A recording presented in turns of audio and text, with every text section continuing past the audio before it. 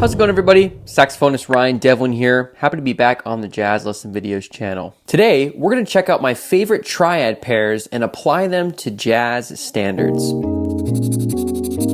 Triad pairs are when you take two triads that don't share a common tone and pair them together. This also creates a hexatonic scale. A hexatonic scale is a 6-note scale. When you put triad pairs together in different configurations, they create different harmonic sounds. Check this out. Here's two major triads a half step apart.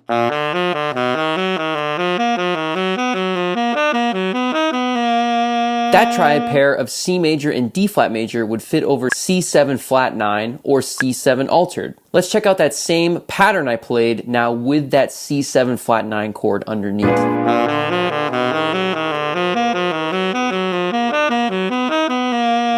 Sounds pretty hip. Now let's check out when we put two triads a whole step apart together.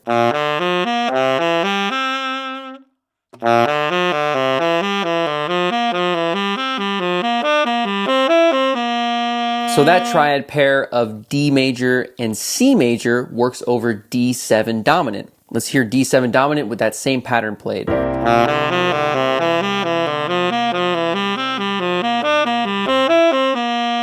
So if you add these into your solos on jazz standards, matching up the sounds of triad pairs to different chords, and potentially even using these to go outside of the chord changes, it creates such an awesome sound when you're playing, and that's exactly what we're going to get into today. And we're going to check out direct examples from my latest resource with jazz lesson videos called 31 Triad Pair Etudes. In this book, we apply a ton of different triad pair configurations onto standard chord changes. If you want to download this book, you can click the link in the description below and use code 3pair5 for $5 off your purchase. So now let's dive into our first concept. The first triad pair configuration we're going to talk about are two major triads a whole step apart. These triad pairs can give the sound of a single chord or multiple chords. The two major triads we're going to be looking at in this section are C major and D major. These triad pairs can give the sound of D7 or C major sharp 11. Now let's take a look at it in the context of my etude on Killer Joe. Let's take a listen.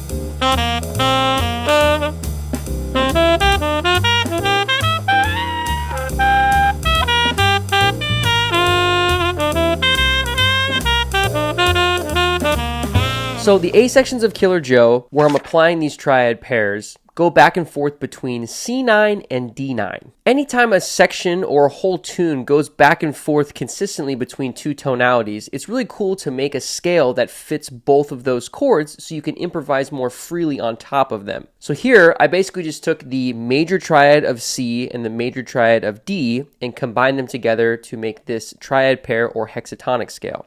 Now you'll see at the beginning of my etude, I play these triad pairs pretty much in set patterns, like 3 notes of C, 3 notes of D. And as the etude continues, I start to mix up the amount of notes I play in each triad. When I do that, I consider it more of a hexatonic scale, where the scale is being played more in a linear order, like C to D, D to E, E to F sharp to G, instead of playing them vertically in triads, like C, E, G, D, F sharp, A. It's cool to be able to think about these triad pairs just in a different linear order and create a completely different sound. And it helps develop the sound of the solo as you continue through. And you don't get stuck in the same patterns. But I will say on the other side of that, it's very important to practice triad pairs in patterns to get them under your fingers and more comfortable on your instrument. So here are some examples of triad pair patterns I've practiced over the years to be able to improvise them freely like I did in Killer Joe from a pattern perspective, and then also be able to open up and play them in hexatonic. So here's two patterns to practice with major triads a whole step apart.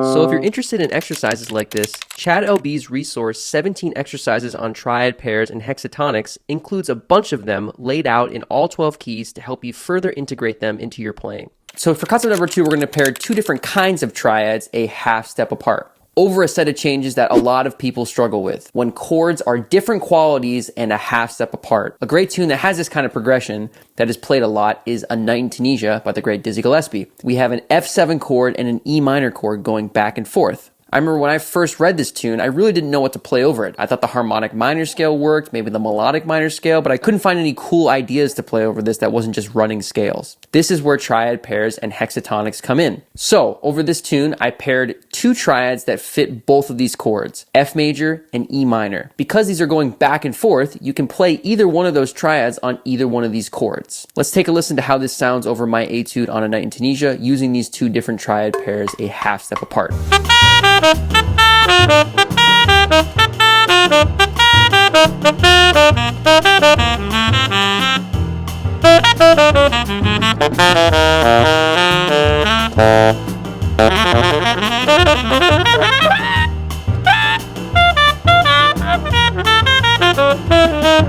So this sounds really hip. And I'm organizing them at first in the first 3 bars in a way that fits diatonically. Over F7, I'm playing the F major triad, and then over E minor, I'm playing the first 3 notes of that chord in E minor. But then I transition early on the end of 3 and beat 4 of that second measure leading into F7. I do the same thing now even more so in the third measure where I play B, E, G, starting on the and of 2 going into the fourth measure. So I'm starting to superimpose these triads over the opposite measures of the triad that I'm playing. It's voice leading, adding a little bit of tension, but our ear hears the triad pair or hexatonic scale more than it does the tension of the chord that it's being played on. It's kind of a cool trick to play. And the sound of those 6 notes together really pair well with this tune. If we listen to the melody of A Night in Tunisia.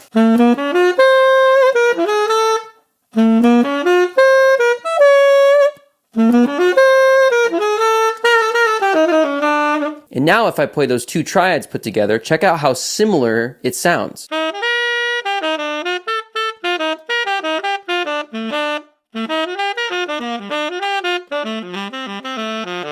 I'm really quoting the melody tonality with these triad pairs. There's just some chromatic approaches that's being played in the melody, like with a D sharp and an A sharp. And you'll notice in the 7th and 8th bar of my etude, I add those approach tones to my triads, D sharp and A sharp, kind of using the same notes of the melody. And this is another great thing to add to triad pairs, especially when they're different qualities. Add some enclosures or approach tones to transition you from one triad to the next. Here's a cool exercise to do.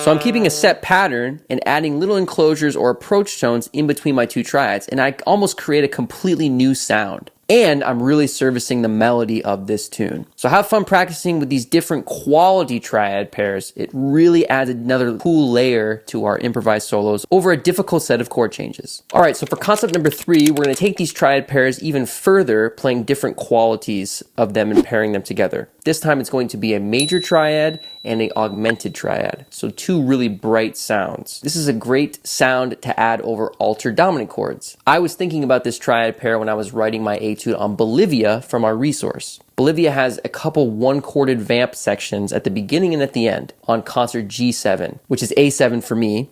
I'm playing my F augmented triad and E flat major triad. So we have A natural, that's the root of our chord, C sharp, that's the third of our chord, F natural, that's the flat 13. We have B flat, that is the flat 9. We have G natural, that is the regular 9. And we have E flat, that's the tritone. So the alterations that we have here are the flat 13, the flat 9, and the tritone of the chord. But we have 3 notes that fit the chord, C sharp, A, and G, the 3, the 1, and the 9. So some tension and some release, but the way it's organized is where the magic happens. Let's listen to how my etude sounds over Bolivia from my resource.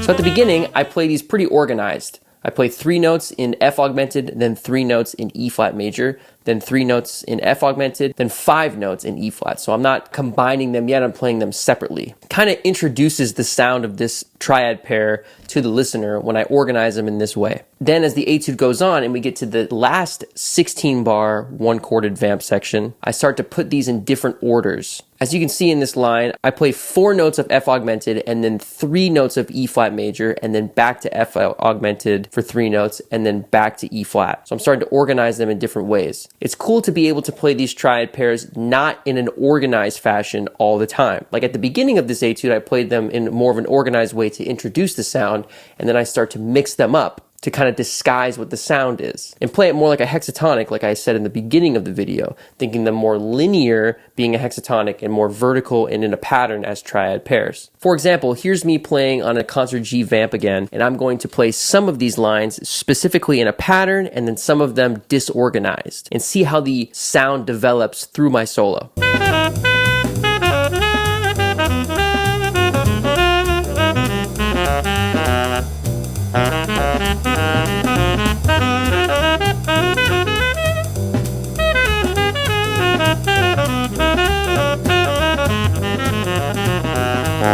That's just a quick look into how I practice and improvise with different kinds of triad pairs over jazz standards. If you're looking to dive even deeper into this material, make sure to click the link in the description below to download my resource, 31 Triad Pair Etudes. And remember to use the code 3pair5 for $5 off your purchase. Happy shedding, and I'll see you in the next video.